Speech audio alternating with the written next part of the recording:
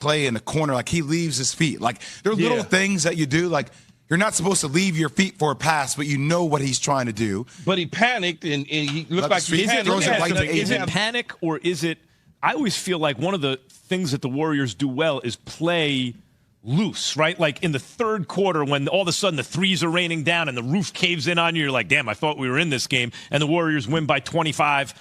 You can tell by body language if somebody panicked, man. Okay, but I noticed in play, like there have been times, I think of Curry with the behind-the-back pass in 16. I think of moments like that where, like, man, that's oddly casual for a moment like this. You're saying that was panic and not – it felt when you in the air, like Jay was saying, you underneath the basket, you in the air, you leave your feet. Got to know where you are taught not to.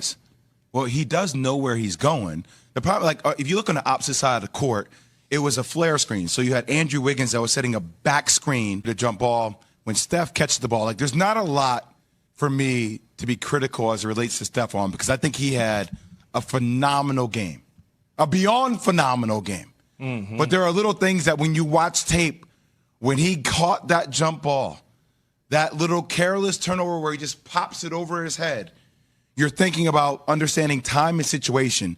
They still had a timeout left, right? So if you look on the side clock, there's Lakers have a timeout, Golden State has a timeout. And that's one of those things where you wish catching that ball, falling down, timeout. You still would have had one more possession with 3.6 seconds left to go in the game. They give up the possession. That ends up being the game. But it's like those little – nobody's perfect. Nobody's saying this. But like, you're allowed to analyze the game here, right? That's the situation in the game. Yeah, I thought two things, Jay, right? I didn't really understand why he didn't call timeout. I didn't know if they had a timeout or not. I was like, damn, he didn't call timeout. I wonder why. Because typically, just like you said, you would go down, boom, timeout, because you know. But I think he thought – somebody was in the corner behind him. Well, it's the same so he was just trying to slide that ball over, similar to what Draymond did early in the game. Remember when Draymond dribbled up the court and he just passed the ball to Darvin Ham? Yeah. Out of nowhere, because he thought, remember that? Yes. I know you saw it. He thought Gary Payton, I don't know if to call him junior, the third, the second. The second. GP is somebody being behind. Sure looks like he thought someone was going to be there. Jason in Phoenix, you're on KJM. Good morning to everybody there. I just want to preface my statement by saying Steph Curry is my second favorite player currently. But I've noticed a lot of the stuff that Max brought up. I had no idea that 0 for 14 was that bad at that. I knew it was going to be lower. I thought it was going to be like 2 or 3 for 14, but 0 for 14 says a lot. Can we talk about this stat, though? Yeah, let me find what is the actual stat? Because sometimes stats can be skewed to make something look 100% different. The stat right? It's like, within 44 seconds. It's like, well, how many with 45 seconds? When you see a very seconds, specific stat, like with 50 seconds, the more specific you see the stat like that, the more you're cooking the books, because – for example, it's not 60 seconds, or it's not to tie or take the lead. It's so the books are cooked on the stat. I get it, but still, the caller Jason here is noticing something that I have also noticed in these situations. That the reason I once upon a time said I want Iguodala was not that Iguodala can shoot it like Steph. And also, doesn't have to get his own shot the same way and would be wide open. But he goes towards the side underneath the back, but he's looking for the kick-out pass to the corner to Clay off that flare screen. But they just switched, right? But you can't leave your feet for a pass like that. Draymond Green leaves his feet. And you're not going to have any momentum to even be able to throw the ball when you leave your feet. So you think it's panic in those situations? I call it panic. I understand what Jay is saying.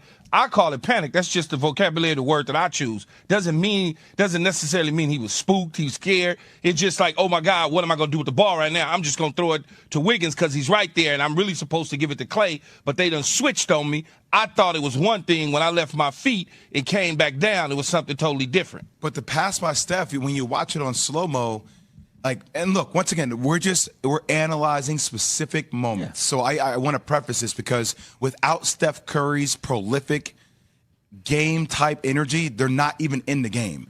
But that last play off the jump ball, he flicks the ball over his head, but doesn't even survey who's back there. Now, that's once again, you're reacting in the game, but like that, those are little things where it's like, all right, off the jump ball, if we don't call quick timeout. timeout, timeout, timeout. Like you can roll around the ground, timeout to try to extend it to get Unless another you don't know possession. you have a timeout. I mean, those things are typically communicated to you. I didn't right? know if they had a timeout or not. I was hoping they didn't, but Jay said they did. So if they had a timeout, I think when he did that, Jay, he felt like somebody was going to be in that. You could just tell because he didn't, he just was like, okay, I got somebody behind me to pull that three. Because that's probably years he's gotten better about that, Key. But early on, I did feel like, I thought he choked a lot in those situations. I did. Jason, what do you feel? Jason. I do. I'm just saying, I have noticed just by watching over the years, I'm pulling for stuff to hit these shots and they don't go down. And then, KD comes and saves the day for 2 years. And they've been really lucky with injuries, man. They haven't beat fully healthy teams. I'd love it to see it happen, but I got to be with Max on this one. Oh, now to be appreciate it. Thanks for taking my call. Thanks. To be fair, the reason I thought the Lakers had a good shot in this series is I don't think the Warriors are some great. If you take Steph off the Warriors, it's not like the Warriors are so much of a better team than the Lakers. Steph doesn't have a second best player as good as AD right now. And it's not like his role players are incredible. So I agree with you, Jay, that the only reason they're even in this position is because Steph is out of this world. I'm talking about very specific instances at the end of games. One of their leaders has said something that has some people shaking their heads. That's coming up. Keyshawn J. Willimax, ESPN Radio. Martin's humping. Oh! He just rocked the soul out of this house. Game 4 belongs to the Heat, and they lead this series. why.